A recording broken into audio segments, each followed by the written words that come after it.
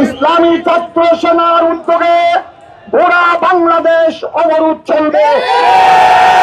আগামী 5 মে সোমবার গোড়া বাংলাদেশে ঢাকা, চট্টগ্রাম সহ ছাত্র সেনার পক্ষ থেকে অবরোধ চলবে সকাল 9টা থেকে 12টা পর্যন্ত।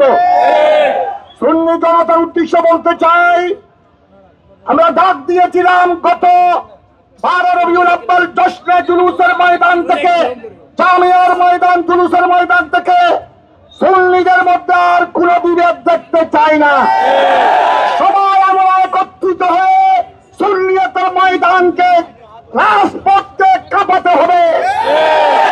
আমাদের বডিতে, আহলে সুন্নাত ওয়াল জামাতের বডিতে নতুন মেরুদণ্ড প্রতিস্থাপিত হয়েছে। সেই মেরুদণ্ড মেড ইন কারবালা, এটা ভাঙবে কিন্তু নাস্তায় না।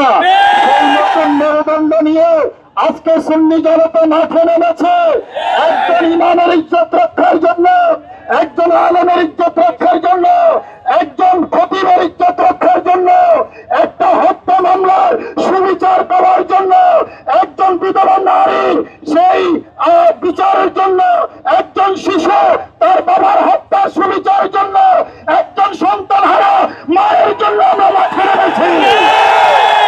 আমার ভাইরা, পুলিশ কি আচরণ করেছে আমরা সেটা দেখেছি। আমরা 5ই আগস্টের আগে সেই যাত্রাবাড়ি থানার যে পুলিশ, সেই পুলিশের আচরণ দেখছি গাজীপুরের পুবাইল থানা পুলিশের মধ্যে। কথা বলেন ঠিক কিনা? আমি সরকারকে বলবো, নতুন একটা পাঠশালা দরকার।